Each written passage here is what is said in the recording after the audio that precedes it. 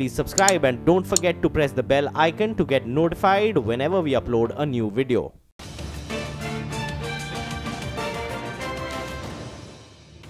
After a crackdown on alleged shell companies, the government is now shifting its focus on what it calls active firms. CNBC TV18 learns that the Ministry of Corporate Affairs is planning to undertake a census of over 10 lakh active registered firms. Ronojoy Banerjee, who broke that story, joins us now. Ron, what is the motive behind this move? No, well, clearly, Corporate Affairs Ministry has emerged as an important agency as far as the government's fight against black money is concerned. We've seen the steps the MCA has taken in the recent past, barring directors of shell companies, 3 lakh of them. But what we now understand is that the attention is going to shift from shell companies to actually active companies. There are a little over 1 million or 10 lakh active companies that are there in the system. And here, Ministry of Corporate Affairs will be initiating a census. That is what MCA is calling internally, which is really an effort by the government to verify the details these companies had provided, sort of match the details the companies had provided at the time of incorporation. So that is what MCA is calling internally, which is really an effort by the government to verify the details these companies had provided, sort of match the details the companies had provided at the time of incorporation. So here there are going to be a lot of field visits, and primarily what the government will be looking out for is whether the address that they had given in the incorporation at the time of incorporation matches the reality or not. Remember, fake addresses has turned out to be a big source of concern for the government.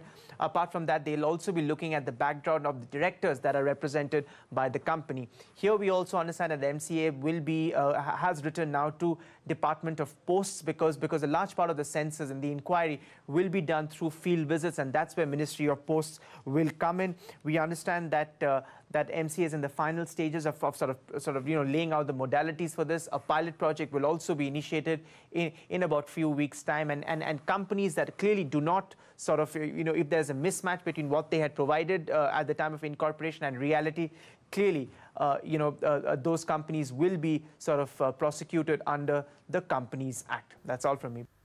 Thanks for that, Ron. Now, it was also a day of back-to-back AGMs of the Anil Dhirubhai Ambani Group. And Anil Ambani just spoke a few minutes ago at the AGM of Reliance Communications. Kritika Saxena is standing by with what he told investors. Kritika. Well, every single shareholder pretty much had the same question. By when are they going to complete the restructuring? Has there been any kind of conversation with lenders on what happens if they miss that December deadline? Now, Anil Ambani gave a very detailed speech explaining how the telecom sector has changed, the kind of stress that the sector has seen, why RCom is in pressure. He says that the wireless and mobility businesses are under pressure, but their businesses, which includes data centers, which include submarines, etc., are something that they are going to be looking at growing. But as far as the answers to the question on the lender and repayment is concerned, he said, and I'm quoting him exactly, that we will find appropriate solutions in the course of this financial year or earlier. Now, remember, December is the deadline when the payment has to be completed. That is, the entire payment of debt has to be completed to lenders. December 31st is that timeline. So the fact that the financial year has been mentioned, the fact that the end of the financial year has been mentioned and not calendar year is something to think about.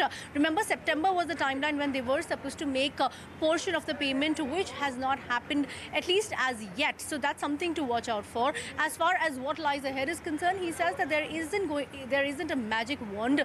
We don't expect a magic wand for us. We don't want it, and nor do we deserve it. I'm quoting again. And he says that my father taught me not to have just one plan.